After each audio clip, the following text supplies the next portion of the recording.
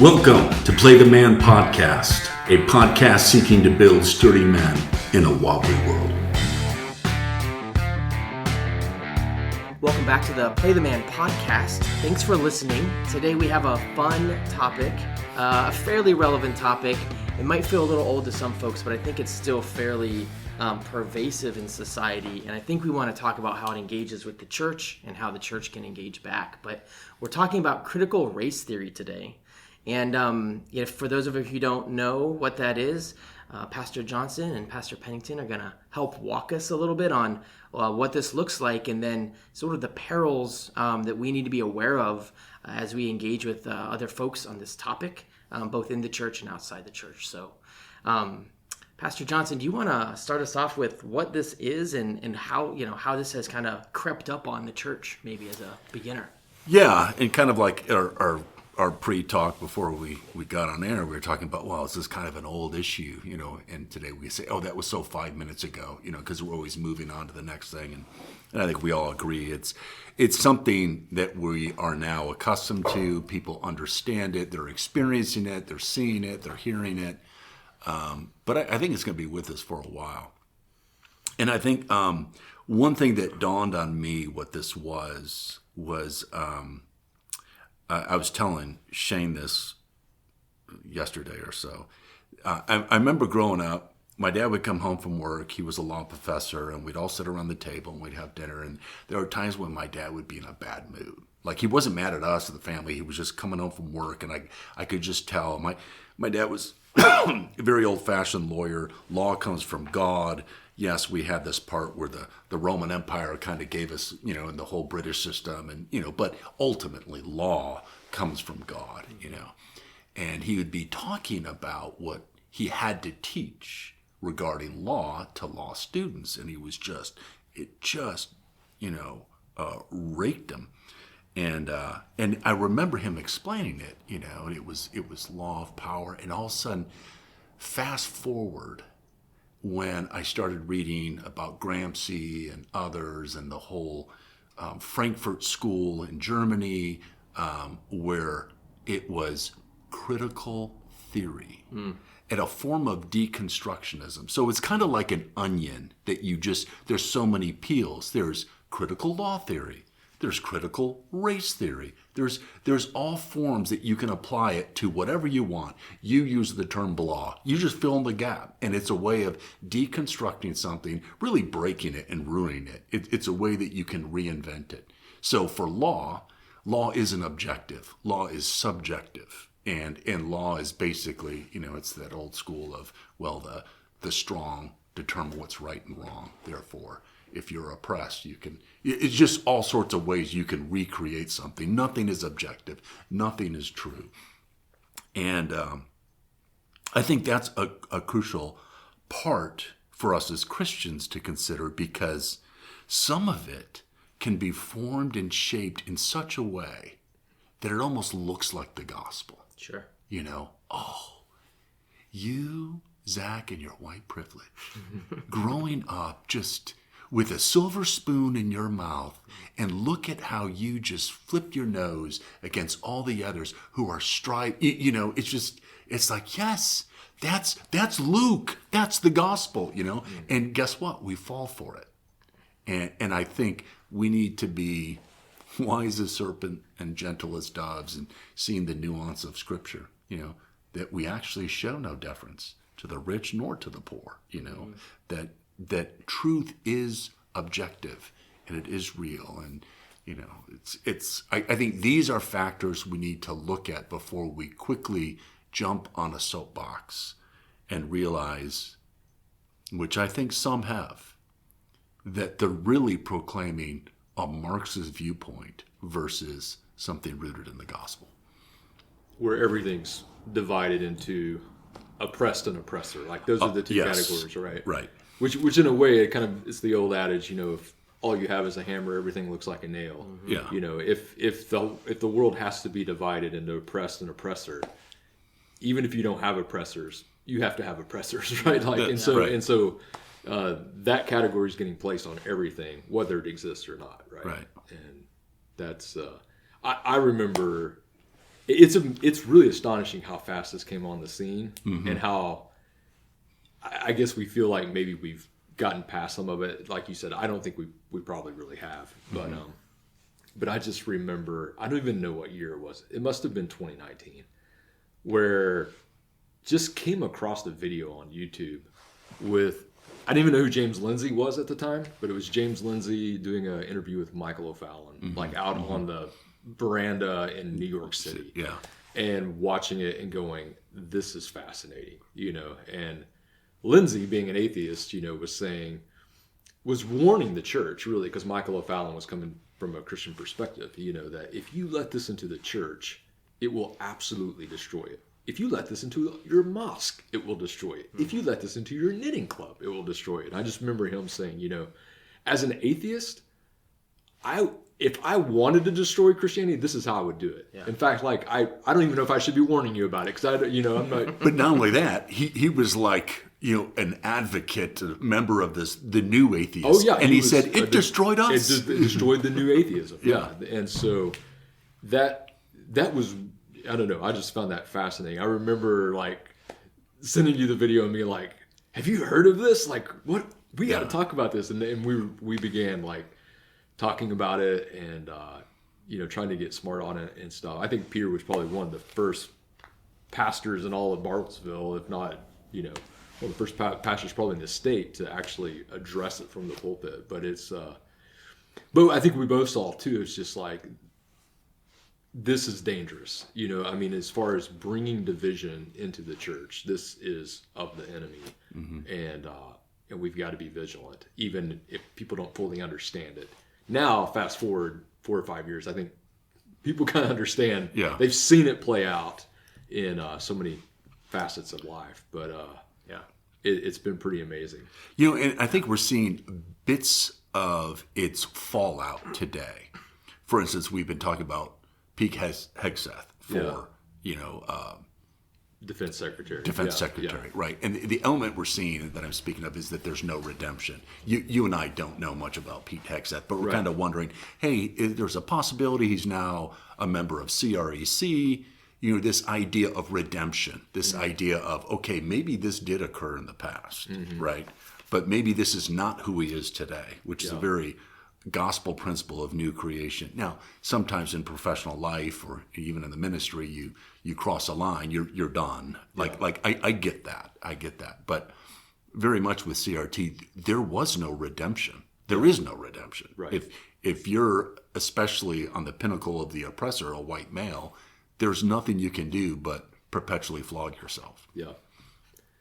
And I think when I first kind of heard it, it was always mentioned with intersectionality. Right. It was always CRTI, right? Like this or critical race theory and intersectionality, which, it is the idea that if you are of the oppressed class, the more oppressed identities you have that intersect, the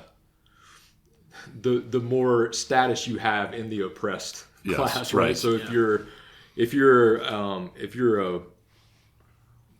a black man, you are not as oppressed as a black woman, because black and woman both being an oppressed class status minority. If you're a black woman, lesbian, Muslim, handicap, you've got power. You got a lot of intersections there of oppression that make you I guess powerful at some point. It really is about an inversion of power, right? Yeah. About sort of the victim bully, of using your victimization to then actually be the one in power now, or use it for your own purposes. So. Yeah, I agree. And I remember, I think back to back when I was reading more about worldview. This was a while ago, and postmodernism was a thing. It started to become more and more talked about by some theologians and some worldview folks. And I remember thinking how self-deconstructing postmodernism was. And I feel like critical race theory and all these other things are just outcomes of that. Mm-hmm. Because postmodernism is kind of like no one can know anything for true, right? Well, so if you abandon the concept of truth, the truth is every human is looking for truth. We're all looking for cornerstones. Just so you know, Zach, that's not my truth. Right. I mean, and then you're just like, my truth, your truth, who's true? Like, I'm trying to be honest here, but and that's exactly right. But then you then have, a billion mini gods with their own truth, and people kind of, I think critical race theory, is one of those things that replaces that for people because they want a bedrock. People want a thing to point to as a framework, as a moral framework for themselves, right? So we're running through the gamut in postmodernism, and now people are, I think we see a lot of things happening right now. Some folks are returning to Christian orthodoxy. And there's a lot of ways to use that term, but traditional Christian churches, or maybe churches that look like traditional Christian churches, but they need a bedrock of something that feels like a compass, right? If you follow postmodernism through, you don't have a compass. Yeah. What? How do you do that? Right? So then you have critical race theory, and you have, I'd say, critical gender theory, or, critical class theory. And it's just people replacing a complete lack of centralization or orientation to their moral framework. And we thirst for this as humans. And so when we don't have it in our rebellion, we're looking for new, clever ways to sin.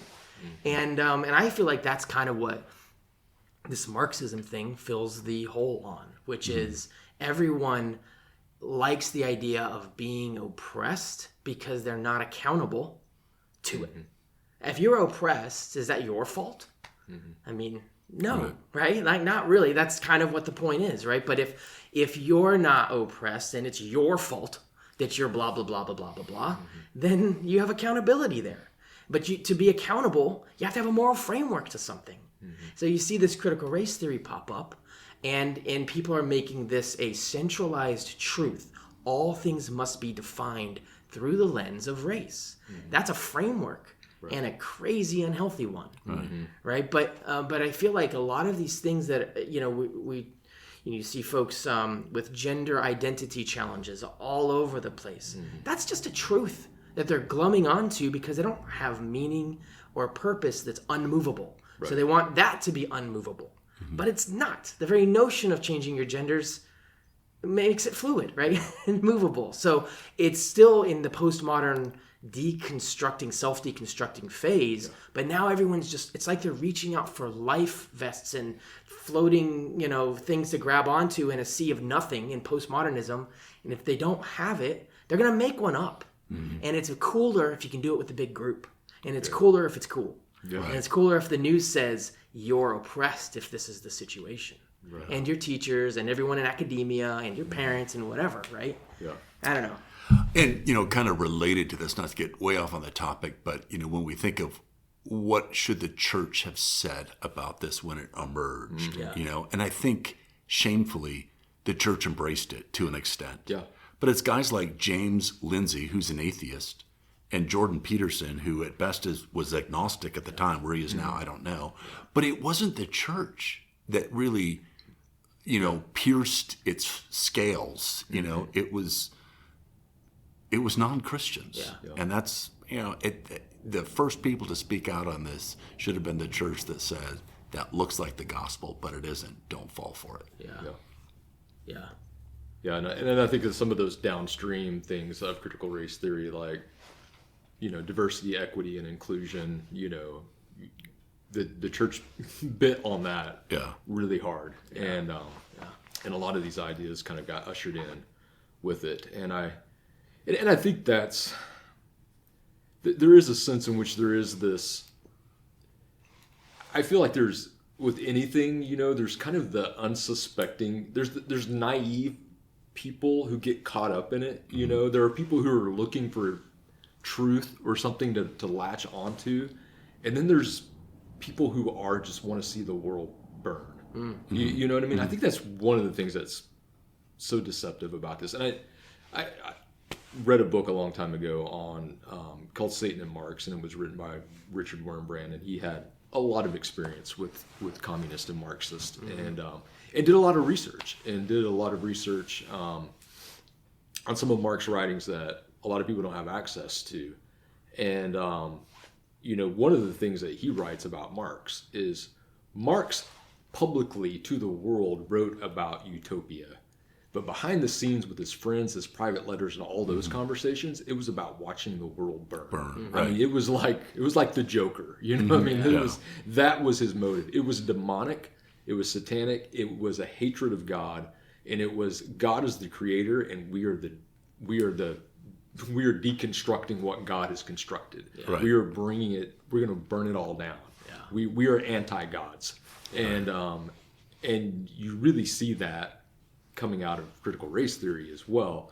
It eats itself, it destroys itself, and it destroys its victims, but I think it's what it's intended to do. But unfortunately, well-meaning people get caught up in that, and it has a destructive tendency. One of the immediate things that I felt from it when it was becoming a thing, and this was in the workplace, was like how to talk about it.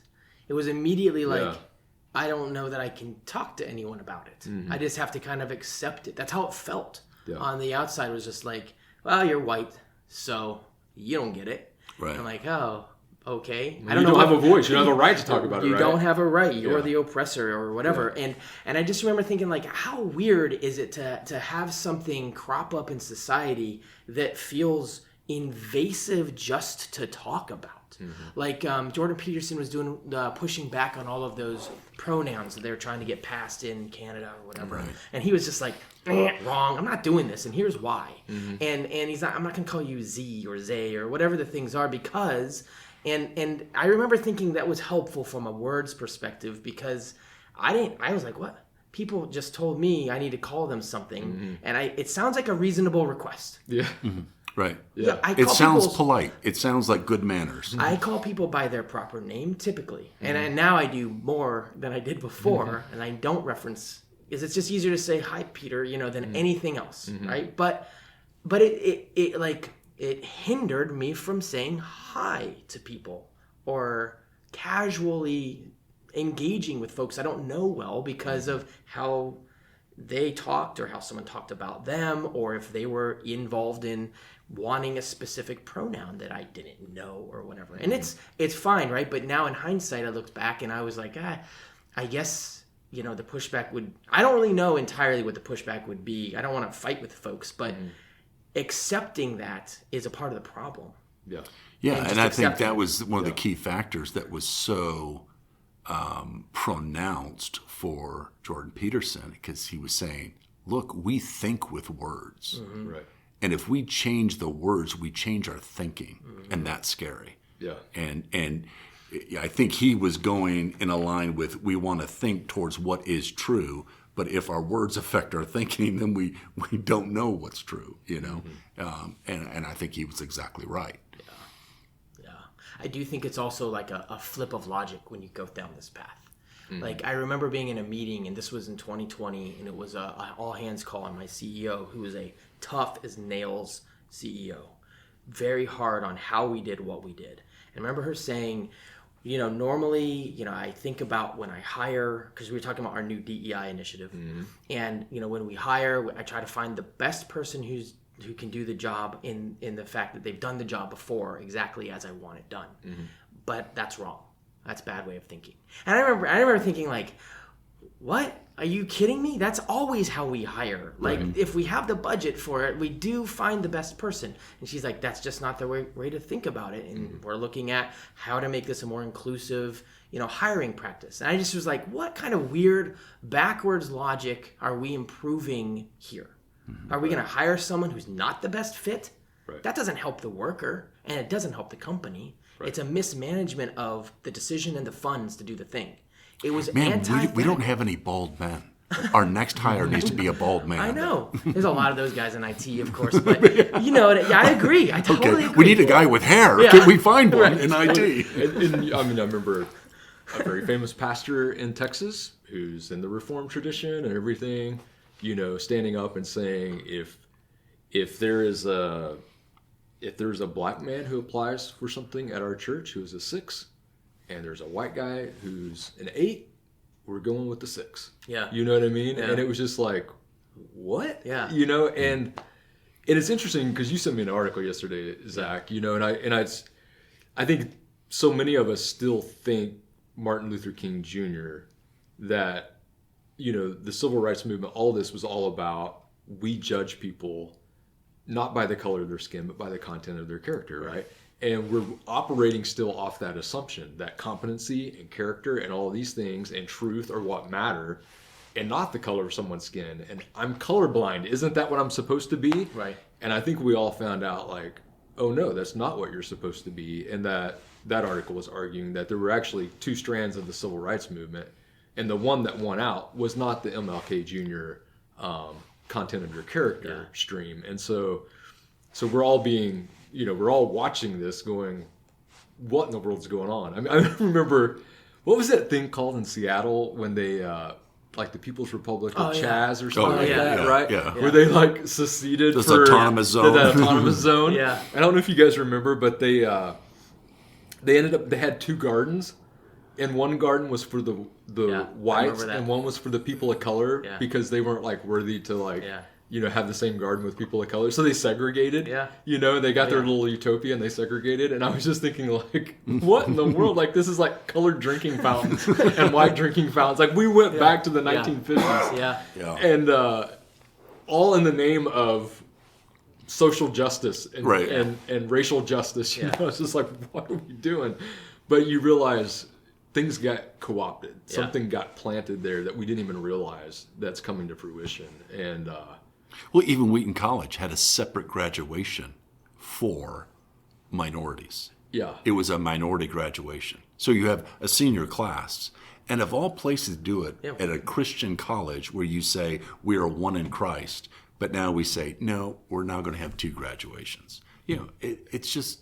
I just don't understand how, like, people who were so angry about segregation so long, and how that was actually racist, are now segregating and thinking, this is a good idea. Yeah, we're going to be racist back. Yeah, right.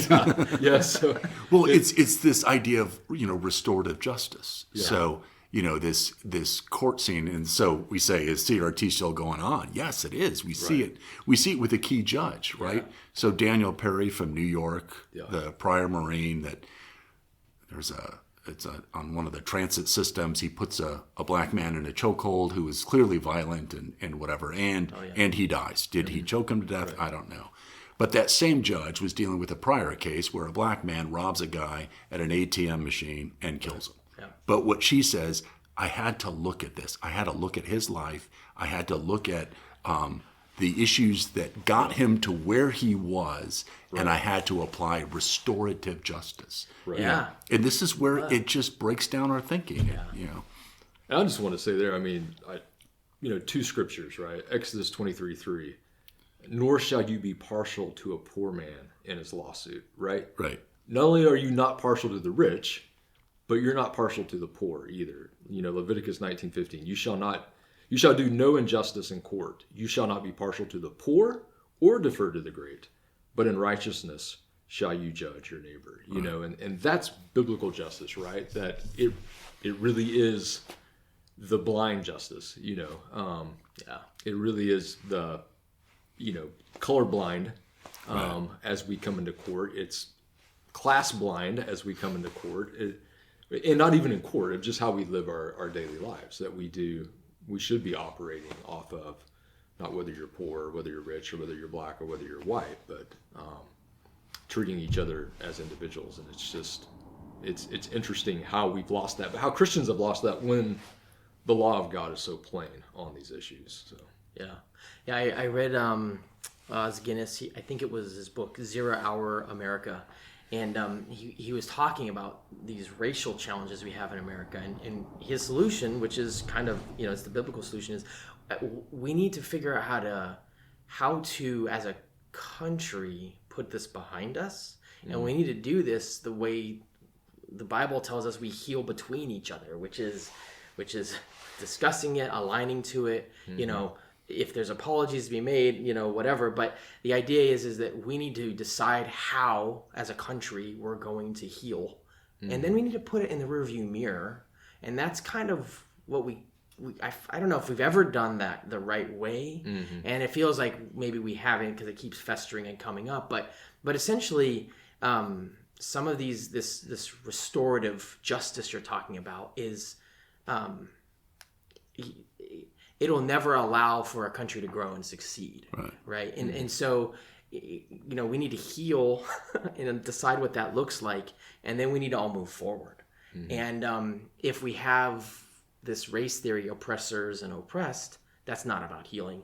That's about hurting and destruction and stuff like that. But it does feel like something America needs to decide on how to heal and how to move forward on it. Because I feel like critical race theory or racial challenges in the U.S., it comes up all the time. It comes up through history. It's popped up in so many different ways over the last 100 years and longer than that. But critical race theory is just like the latest manifestation. And it feels like it's kind of gripped the country by the throat in certain circles and areas. I think it has. And I think our last election showed us that. I think it, hopefully not just the church, but our nation as a whole just says, we're kind of done with it. I think that was a bit of the mandate in the last election. It's like, even I think non-Christians are thinking, that doesn't make sense. Yeah, it doesn't. Yeah, the hiring the 6 over the 8. Arbitrarily. Well, and I remember someone too, and I don't know, I get mixed up which one's the father, which one's the son, but Crawford and Brian Laritz, and a black father, son, both believers, both have pastored, things like that, and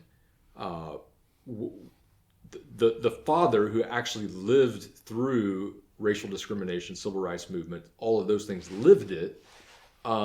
Very gracious, very generous, very, his son, all in bitter reparations, all of this, what did you call it? The restorative justice, all of those things. And so, everyone was kind of looking at that and it was like, that's an odd phenomenon that the son who grew up actually experiencing all of the privileges that the father didn't, seeing an African American be elected president, all of these things that his father had longed for, is the one who's bitter, angry, and feels like he got ripped off in life. And the father who actually lived through the discrimination, all of these things, is living a life of grace and generosity.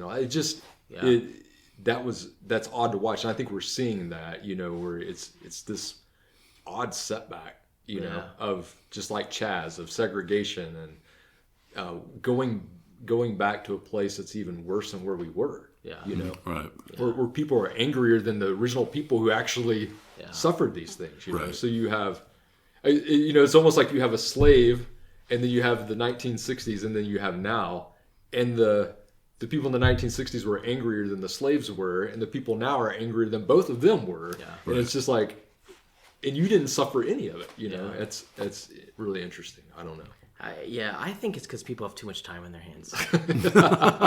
kind of joking, but also I feel like the internet. Yeah, the folks that are making Chaz and doing things like that, and you're just like, go work harder at the job and be busy instead of looking for something to be upset about, right? Because everyone has to come to a place of how they understand contentment in their lives, right? And Christians, we work at this as much as anybody else, right? Because we're sinners and we struggle with contentment, but we know where it's found. And contentment's just one of those answers, right? And it turns out to be content, you also have to be humble. Right? You have to approach things a certain way. It puts you in a state of humility and contentment, and it just feels like if everyone's trying to find something to replace Christ with, which is the story here, they have to fill all those things we fill in our walk with Christ: contentment and humility. And what does a life day to day look like? And what does a life over all of life look like? How are we a witness to our wife and our kids and our church? People have to fill all those holes with critical race theory. What? How? You just keep defining it and going further and further into it, and it's self-destructing, and it's eating their own. Because what's more, like, who's blacker? Right? Like, who's more oppressed? It's like what you said earlier. This person has, 3 or 4 things that's oppressed. Like, so do we give them the job? Like, it's just this doomed cycle of looking to fill a hole with something that can't be filled with what they're trying to fill with. It's strange and it's sad. But I think even when there's real injustice, there is a point where you have to choose to leave that in the hands of God, right? And to move on and to find contentment. And I mean, I just had a conversation where I was talking to a friend and about somebody who feels like all these bad things have happened to them in their life. God has let me down. It's, I'm the victim now. It's my pity party, and just how that spirals out of control. I remember reading a book about Gen Xers, and I'm from Gen X, about Gen X getting the raw end of the deal. You know what I mean?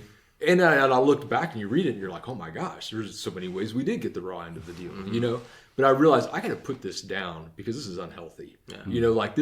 I'm spiraling into some kind of pity party victim mentality that is not helpful. Yeah. It's only leading to bitterness, And so I think there is a sense in which even when there is injustice, you have to entrust that to God, and you have to say, I'm going to move forward anyway. And the judge of all the earth will do right, and we can trust that. So yeah, there's injustice with everybody. It feels like everyone wants their injustice to be special, right? Because everyone's growing up with their own version of a challenge. Yeah. Right. But how great is it when my problems and my woes aren't my problem? It's because of you guys. And I can go to bed at night and I can think, I'm not responsible for right. this. Exactly. What I did this, I got in trouble with the police, but that's your fault, not mine. Right. And then on the opposite end of that spectrum, the judge that does restorative justice for me, because she understands my victimhood, feels this sense of enlightenment, this sense of virtue, this sense of almost like a Gnostic view of this hidden wisdom and knowledge of what is right. Yeah. You know what I mean? Yeah. And then, so we have our victims on one end, we have our virtue signalers on another. Yeah. This idea of false redemption. Right. Yeah. And in the sense too, where those who go down this road go down this path of bitterness and all of those things, then all of those who are in the oppressed class go down the path of self-loathing and white fragility, all of that, to where then you have to forsake your privileges, but which is just the biblical name for blessings, right?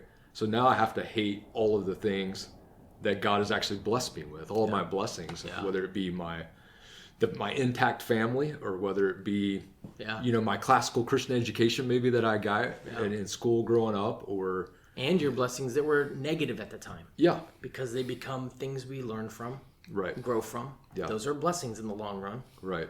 Yeah, you have to hate that too. You got to hate that, yeah. And so it's really a dark place to go. So let me ask a question. So when this became big, 2019, 2020, and the church didn't step up, there were a few voices in the church that stepped up and were kind of embracing it.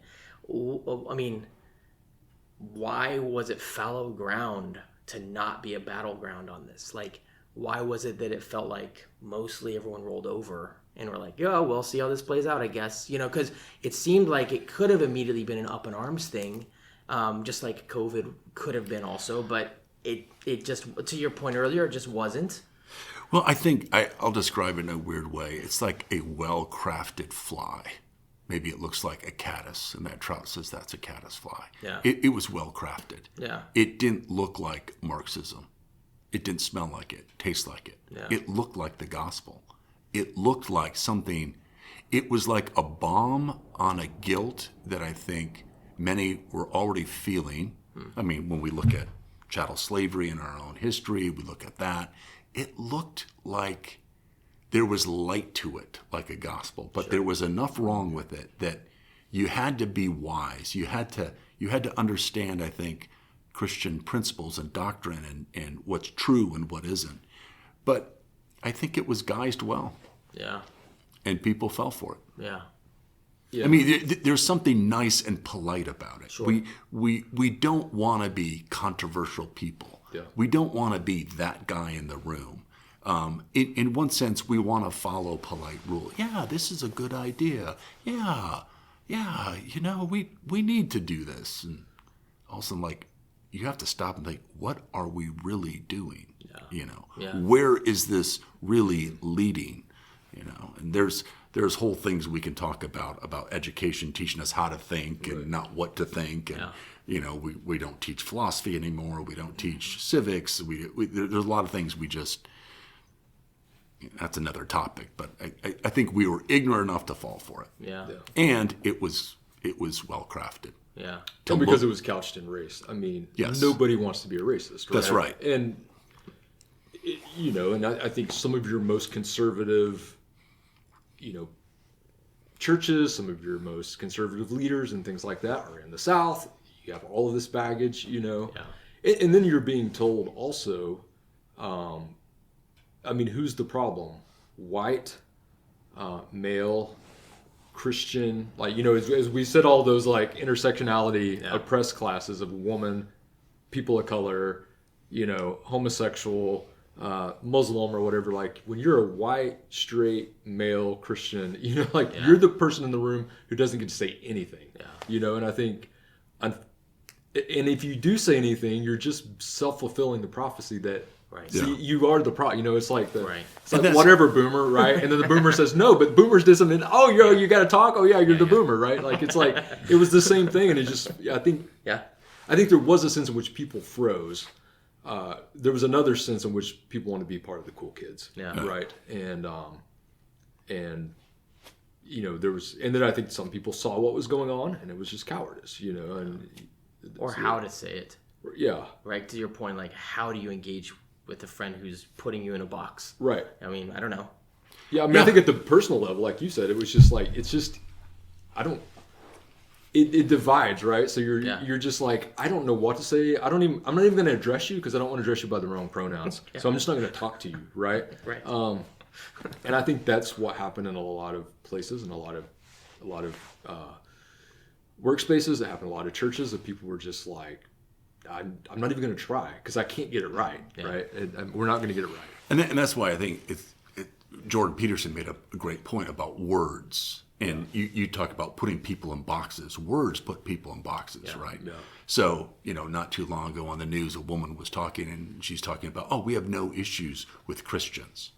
We have nothing against. Now, what is a Christian in her term? A Christian in her term is an ultra-progressive who agrees with abortion and all these other things. But if you're an Orthodox Christian, if you're a real Christian, you're a Christian nationalist. Yeah. So we don't have problems with Christianity. We have a problem with Christian nationalism. Yeah. And people fall for this, and they don't see the distinctions that are being made. And then no one wants to be a Christian nationalist, and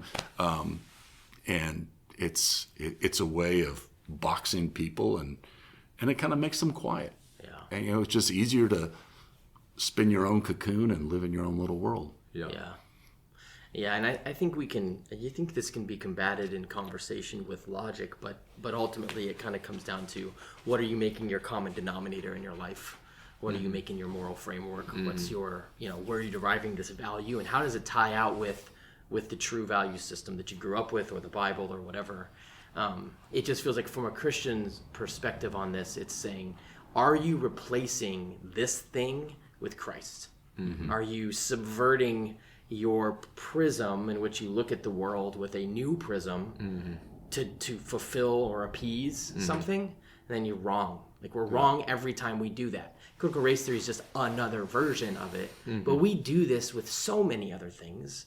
It's just this one became a public thing that destroyed a bunch of things and conversations and institutions. But we do this. We replace Christ with some other framework, right? And it's how we get into heresy. Right. It's how we get into, convincing ourselves of something that's more important than being a witness or whatever, Right. But yeah, it's a startling concept, really. Mm-hmm. I had a friend say this to me one time. It's funny. He said, I wonder if aliens ever looked at our planet and they said, what does this species care about? Oh, they care about color. How weird would that look to a total outsider? Yeah. There's so many things to care about, and you chose color? Yeah. Curious. Look at a box of crayons. Like, color? Like, that was what you picked as a common denominator to care about? Right. How weird would that look to a total outsider? Yeah.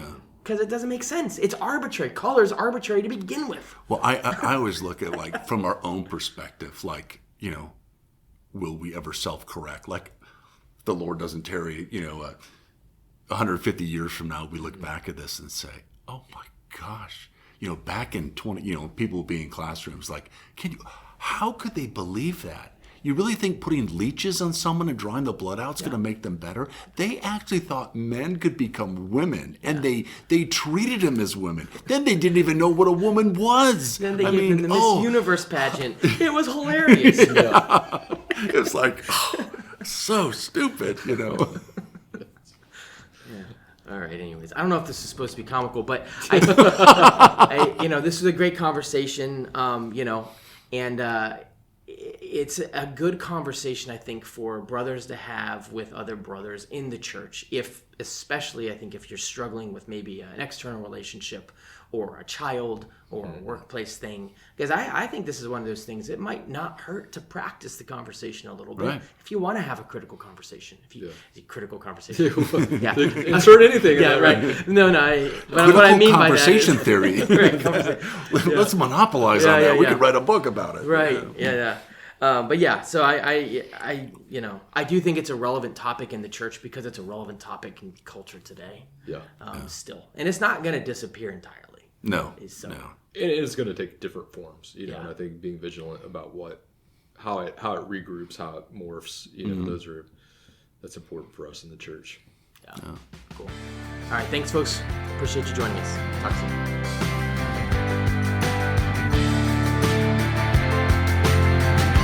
We hope you enjoyed this episode of Play the Man podcast. Stay sturdy, friends.